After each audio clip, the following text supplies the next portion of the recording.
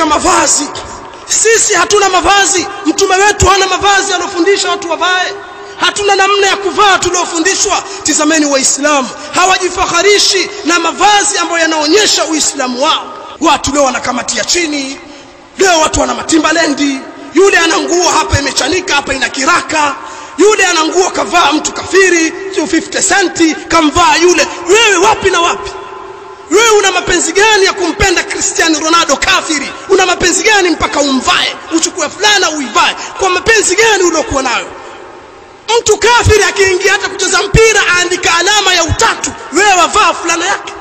Au wewe kuna timu gani unaipenda hiyo ambayo ina Uislamu mpaka ununue fulana uvae?